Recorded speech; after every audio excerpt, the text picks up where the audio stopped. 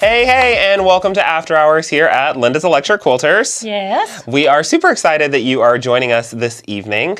We have a great segment planned out for you, kind of a new rendition to some things we want to start doing here at After Hours. Exactly. What we want to do is kind of every blue moon just do a Throwback Thursday. We have some amazing videos we've done from the past. Sometimes they're a little harder to find in the feed, so we said, why not? Bring that stuff back up every blue moon. Definitely. So which one are we doing today? Before we talk about which one we're doing today, she always tries to throw me off my groove sometimes. Make sure that you subscribe to our channel if you have not. It's right down at that bottom right-hand corner. After you click on that subscribe button, make sure you click on the little bell that shows up so you can get notified whenever we go live here at After Hours or whenever we post new videos. Or go live at Good Morning LEQ. Exactly. So many different things. So tonight's Throwback Thursday, that was you, that was a good topic. We are looking at the How to Choose Your Batting episode that Stephanie Hackney did for us here when she was here a couple years ago. Yeah. And it's a very, very good video because we get questions all the time. On what batting should I use? What is the difference between this one and this one? Yeah. Why does this one work better than this one? Which one's the warmest one? Which one's the loftiest one? And she has layer them? Exactly. And she has a great presentation about that, looking at the 5 questions that they ask when you're determining what batting you should put in your quilt. Exactly. And the best part is that when we do these Throwback Thursdays, we are going to be on there live answering questions in the feed. So we're there with you. So ask your questions. It's kind of like a watching marathon thing together. Yeah, exactly. Alrighty, well, enjoy this presentation from Stephanie regarding on what batting you should pick for your quilt.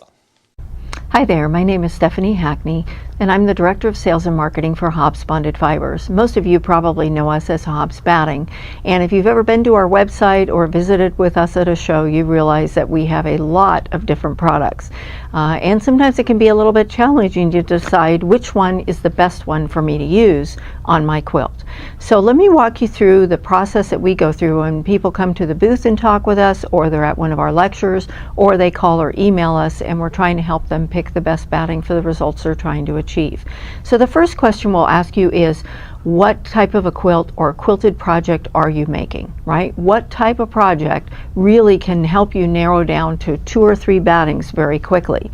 So for instance, let's say that you were going to be making a show quilt. What we would recommend to start with is that we would want you to use the wool, right? Tuscany wool. Use this on the top of your show quilt. And what we mean by that is generally we're going to recommend that you double bat a show quilt, and I'll tell you why. But we want to start with the wool, and the reason being is that the wool will not only emphasize your piecing and your stitching, but the wool does not have a memory for creases. So that means that when you send your quilt in and it gets folded up with all the other quilts and there's a lot of weight on it, and it may sit like that for a month or 2 months or more while it's being judged and before it's hung up, it's going to start to get some creases from the weight on it. So having a wool on the top can really help the quilt to finish nicely. Once you hang it up, a few minutes, the wrinkles loft out, the creases loft out, and it'll look very nice. Now, why do we recommend double batting? The double batting is because the wool is very lightweight. So if you're going to be just using wool, the quilt will be lightweight. It'll hang nicely, but it's not going to have that same beautiful drape that you see in most of the winning show quilts. So what they're doing is they're putting a second bat on the back, right? They're making a sandwich of bats, and this is what we recommend for the back, which is cotton wool. This is 80% cotton and 20% wool. If you pair these two, which basically is going to look like this, you're going to put the cotton wool, you're going to put your backing, then your cotton wool, then your wool, and then your top on, and that's going to be your sandwich. The middle of your sandwich, your batting layer, will have 2 layers. And what that's going to do is it's going to give you a really nice heft to the quilt.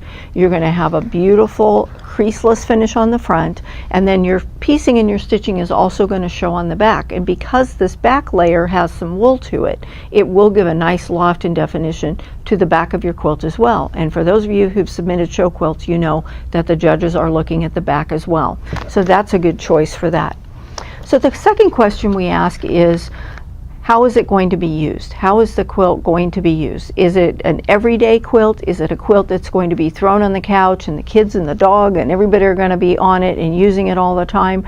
Then you want what we consider a utility quilt. right? And a utility quilt is going to have a very different set of demands than a show quilt. And for an everyday quilt, or for charity quilting, or for quilts that you're going to be giving away and you really don't know how they're going to be used or cared for, we would recommend our 80/20 products. So the 80/20 is the heirloom 80/20, which most of you are familiar with. And then that also comes in a bleached version, and it comes in a black version. Okay, when would you use the bleached and the black? The black is ideal for black fabrics or any very dark fabrics, dark blue, dark brown, dark green, purple, navy blue.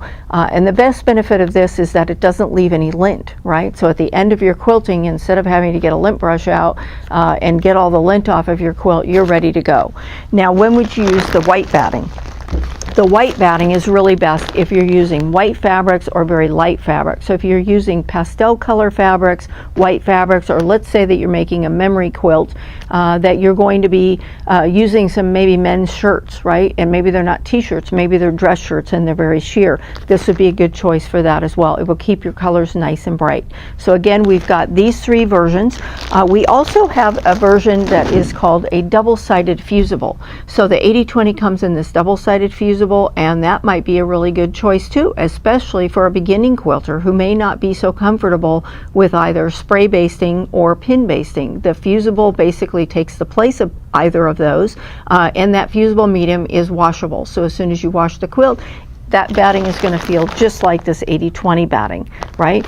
But it's going to save you time. You don't have the overspray from the spray fusing. We've already put that into the product, and again, as soon as you wash your quilt, that fusing medium washes out. It is important that you don't get that wet while you're doing your basting, and it's also important that you make sure that if you're going to toss any of your battings into a dryer with a little bit of spray mist to knock the wrinkles out of it, we do not recommend you do that with the fusible batting.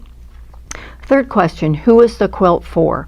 So let's say that you run a long arm shop, or you've decided that you want to make a gift for maybe a college student and you're going to do a t-shirt quilt. How we would normally recommend you proceed with that is to use a product like Thermore. Thermore is a 100% polyester product. It doesn't shrink at all, and it's very lightweight. So why is that important? Well, first of all, it's very thin, right? Very, very thin and very lightweight. T-shirt quilts and memory quilts tend to get very heavy, especially if you're using t-shirts, because those are already heavy on them by themselves, and then you're going to be adding thread to them, which will add additional weight. So the reason that you're going to want to use the Thermore is because it's very lightweight, it's thin, won't add any bulk, but probably the biggest benefits are, number one, it won't shrink. So your t-shirts are already shrunk, you don't want them to wrinkle up, you want them to remain nice and flat. This is a good choice for that. And then the biggest benefit is that this product you can actually stitch 10 inches apart. So if you're thinking about a design on a t-shirt and you don't want to have to go through the t-shirt design, this would be a really good choice. Okay, so we've talked about what are you making, how's the quilt going to be used, who's it for, right? So also, who's it for? If you're doing charity quilts, then we recommend that you use the 80/20 line, right? Because you're not going to be able to control who gets the quilt or how it's washed, how it's cared for, or what kind of use and abuse it's going to take. And so the 80/20 would be a really good choice on that. Another thing to think about is the finish of your quilt, right? How do you want the finish to look? So let's take our banner here for an example. You'll notice this is fairly flat, right? It's got some pebbling in here, but it is relatively flat. Because we really wanted the emphasis to be on the name and the product category names, we wanted this to be a relatively flat product. This is made with our 80/20 batting, which is very, very thin and very flat, but it's also very lightweight. This is a banner that we fold up or roll up and take with us from show to show, and it needed to not add any extra weight because all the quilts that we carry tend to add up very quickly and we have very heavy bags. So really think about the finish of your quilt. If you're going to heavily stitch your quilt, then we would recommend our silk, right? This silk can take a ton of cotton thread or cotton poly thread, and it will not get stiff. So if you really want to make a beautiful bed quilt and you want to heavily stitch the edges of that, you want it to drape nicely over the bed, this would be a good choice. Think about if you're going to make a whole cloth quilt, right? If you're going to be doing a whole cloth quilt, you don't have piecing for people to look at. What you have is your stitching and the texture and the loft that you're getting out of that stitching. What happens to the fabric as a result.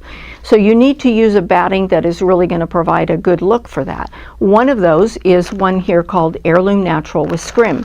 Okay, and a scrim layer, all that is it's a stabilizing layer. It is a very thin polyester layer that is needle punched into the cotton. The biggest benefits of this is if you take 2 layers of this, you can get a beautiful loft to a whole cloth quilt.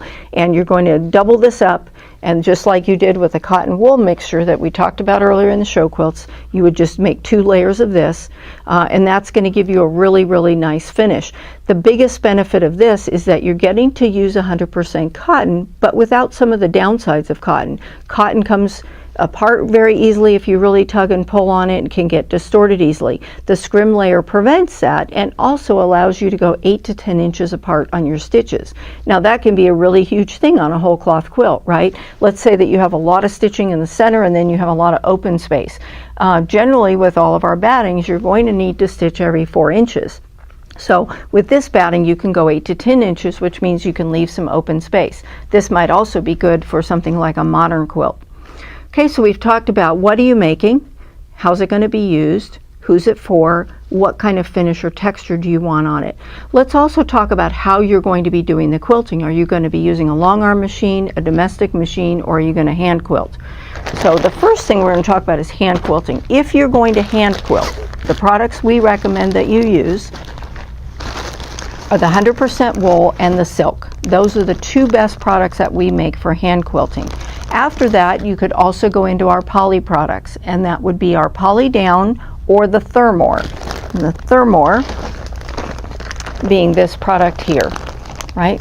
All 3 of these could be used very well for hand quilting. The biggest difference is going to be in the finish or what type of quilt you're making. If you're making an art quilt, you'd be better off to go with the silk or the Thermore. If you're going to be making a show quilt that you want some real loft and puff to your design, then we would recommend the wool. So we've talked about the 5 different ways that we determine how you're going to be selecting a batting. The first one being, what are you making? The second being, how's it going to be used? The third is, who's it for?